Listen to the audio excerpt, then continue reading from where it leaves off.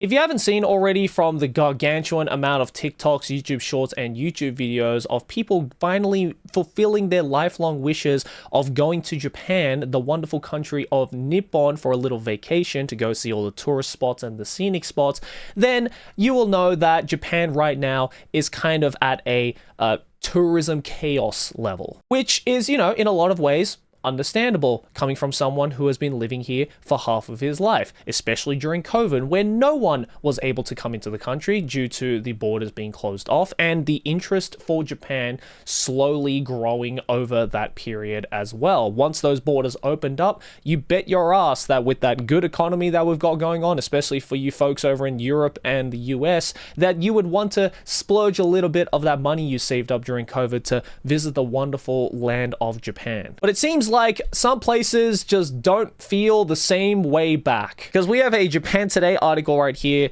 the title being, "To fend off tourists, town starts building big screens blocking the view of Mount Fuji." Now, for those of you who don't know, Mount Fuji, one of the most picturesque mountains in the world, located smack bang in the middle of Japan.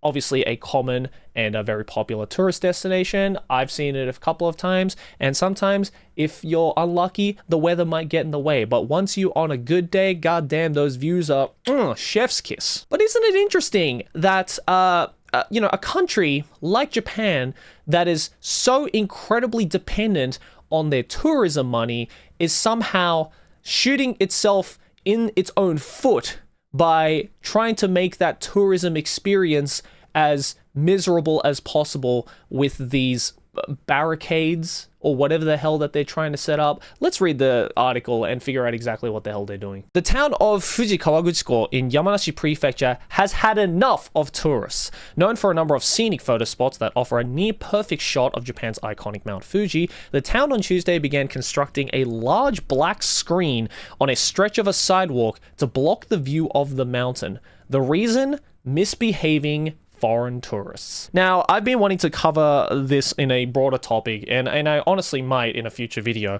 about the reason right here that they're doing all this. Misbehaving foreign tourists. You've probably seen, if you've been on Twitter, there's been a lot of viral tweets showing pictures and videos of foreign tourists in Japan being a little bit stupid, to say the least. I mean, we had the infamous motherfucker, Johnny Somali, who was a shining example of how you can be the worst human on the planet when it comes to being a tourist or a foreigner in Japan. And I don't know if it's because of that or if it's because people think that Japan operates in the same way that their own countries operate, but we have seen a lot of cases of foreign tourists being really touristy in the worst way possible. Kawaguchiko is a town built on tourism, and I welcome many visitors and the town welcomes them too, but there are many things about their manners that are worrying, said Michi Motomochi, owner of the cafe serving Japanese sweets Ohagi near the soon-to-be blocked photo spot. Motomochi mentioned littering, crossing the road with busy traffic, ignoring traffic lights, trespassing into private properties. She isn't unhappy though. 80% of her customers are foreign visitors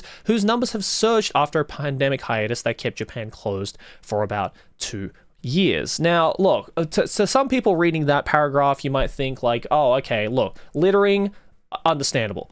Trespassing into private property, obviously understandable. Crossing the road with busy traffic, I mean, that's just something you shouldn't do anywhere in the world, really. And ignoring traffic lights, well, that's just a straight up felony. So, I understand where this person is coming from in the sense that they're not so much like misbehaving, they're so much like just causing fucking chaos in a town that I have personally been to before, and I can tell you firsthand is a very quiet kind of town. There is not a whole lot of people other than tourists, obviously. There isn't a whole lot of people who live in this town, and it is very quiet, and it perfectly matches the serenity of Mount Fuji. But when you get a bunch of gaggling idiots from overseas coming over, ruining that vibe, yeah, it's pretty understandable that it would ruin the vibe for not only all the other tourists around, but also for the people who are just trying to make an honest living over there. But it is a little bit of a double-edged sword. As we see here, 80% of our customers are foreign visitors. So it's this, lesser of two evils. Do you pick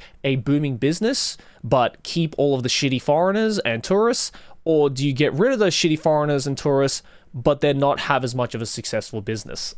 It's a difficult decision for someone like that. Her neighborhood suddenly became a popular spot about 2 years ago, apparently after a photo taken in a particular angle showing Mount Fuji in the background, as if sitting atop a local convenience store, became a social media sensation known as Mount Fuji Lawson. I have never seen this picture, but I'll throw it up on here if you guys have never seen it before. The mostly foreign tourists have since crowded the small area, triggering a wave of concerns and complaints from residents about visitors blocking the narrow sidewalk, taking photos on the busy road, or walking into neighbors' properties. In Europe, concerns over tourists overcrowding historical cities led Venice last week to launch a pilot program to charge day trippers a €5 entry fee. Authorities hope it will discourage visitors from arriving on peak days and make the city more livable for its dwindling residents. Fuji Kagachigo has tried other methods, signs urging visitors not to run into the road and to use the designated crosswalk in English, Chinese, Thai, and Korean, and even hiring a security guard as crowd control. None of them worked. Do you know why? Because unlike Japan, the rest of the world, or most of the countries in the world, don't follow the rules all the time. The black mesh net, when completed in mid-May, will be 2.5 meters high and 20 meters long, and will almost completely block the view of Mount Fuji. Damn, they're really going like... They're really using their last resort right now. This is their final flash of ideas. Dozens of tourists gathered Tuesday taking photos, even though Mount Fuji was not in sight due to cloudy weather. Anthony Hock from France thought the screen was an overreaction. Too big solution for subject not as big, even if tourists are making trouble. Doesn't look right to me, he said. The 26-year-old suggested setting up road barriers for safety instead of blocking views for pictures. I actually 100% agree with this idea. I think doing the whole, like, let's just block off the view, because obviously people are misbehaving because of this view. It's such a Japan solution to a problem because they're completely sidestepping the root of the problem. And if you've seen my past videos, then you'll know Japan is very good at sidestepping the root of a problem. Honestly, if the main concern is of shitty tourists breaking road rules and like crossing the road, example, when it's still a red, or, you know, littering and stuff like that, then there are multiple ways that you can help facilitate that. As this French tourist has said, put up some roadblocks, you know, maybe so make it so that it's impossible or more difficult for people to cross the road, and so they don't break the rules. Because I guarantee, even if they actually manage to complete this like blackboard of blindness towards Mount Fuji to like hopefully, you know, demotivate the tourists from coming to this particular spot and being a bunch of shitheads, it's not going to stop tourists from being shitheads, because at the end of the day, even if they don't go to this particular spot to like take a picture of Mount Fuji, there's still going to be littering. There's still going to be crossing the road when it's a red. There's still going to be breaking traffic laws. Again, I think it's all about getting to the root of the problem, which is clearly a bunch of tourists who come to Japan don't understand the differences in culture, don't understand the differences in etiquette, or hell, maybe they don't understand or don't realize that just because you can act a certain way at home, it doesn't mean you should act a certain way in a different country and culture. Because obviously different countries do it in different ways. You know, I remember the first time I went to New York, for example, there was more garbage on the road than people, and a bunch of New Yorkers walking past me didn't even seem to bat an eye. That is normal for that city. Is it a good normal? Not necessarily, but when you compare it to, say, here in Japan, where there is close to zero littering happening on the streets, that isn't as a result of, you know, there being lots of rubbish bins, or the, you know, the garbage picking up facility is like god tier or anything. No, it's a difference in culture. It's a difference in the understanding of an etiquette. Japanese people have been taught from a young age and learn from social pressure to not litter, because that makes them look like a bunch of tools. Clearly, it doesn't work in the same way with tourists because they have different mentalities over it. So again, it's all about getting to the root of the problem. You know, maybe these tourists need to like facilitate some kind of like learning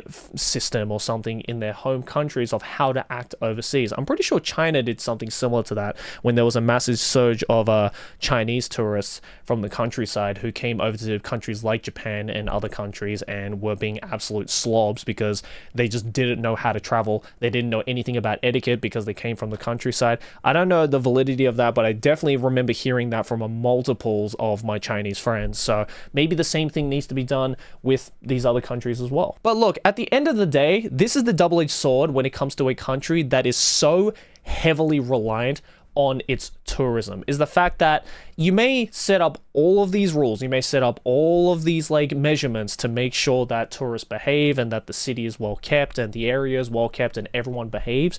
But at the end of the day, humans are going to be humans. And some humans are going to be piece of shit humans. That's just something that you need to, unfortunately, just let happen until one day when Earth turns into a utopia and everybody learns to behave and not be a total dickhead in other countries. Until then, there is never going to be a shortage of people being rude and disrespectful in Japan. And the number one thing that anybody can do, and this is not just in Japan, but if you're in your hometown where there's a bunch of tourists misbehaving, the number one thing you can do is to just shun them, tell them off, be like, hey, could you not do that? Because that's kind of fucking rude. I know I've done that a number of times to some shitty tourists in Japan, and guess what? They listened. And if they don't listen, then, well, there was no saving them in the first place. It is kind of bittersweet that there is no concrete solution to something like this, just because we're dealing with the human nature, which has no solvable answer as of this current moment. But I think one thing that is definitely not going to help is whatever the hell Japan is trying to do, or at least Fujikawa Guchiko is trying to do right now. I think this is a massive over-exaggeration. It's not only going to ruin it for the foreigners, but it's going to ruin it for Japanese people who are just trying to come and get a great view of Mount Fuji. And I think, again, it is a classic example of Japan trying to solve a problem without getting to the root of the problem. It is a fucking waste of time. It is an absolute waste of money and effort, and guaranteed, it will not change anything. But yeah, I'm probably going to do a video in the near future covering more about the broader aspects of crappy tourists in Japan in 2024, because there have been a crap load of examples that I have seen and that you guys have sent me over on Twitter. So thank you very much for that. I will get to that eventually. But until then, let me know your thoughts and opinions about this particular topic right here. What do you think is the solution to this problem, if there is one? And thanks for watching, guys. Hey, if you enjoyed this video, make sure to smack my face right here, subscribe to the channel. Let's keep making big channel number go bigger. Over here next to my head is a couple more videos you can check out if you enjoyed this one. Links to my social media as well as my Patreon. Support me directly. And nonsense.jp, links in the description, my clothing brand. It looks sick. Get it while it lasts, and I'll see you all in the next one. Peace.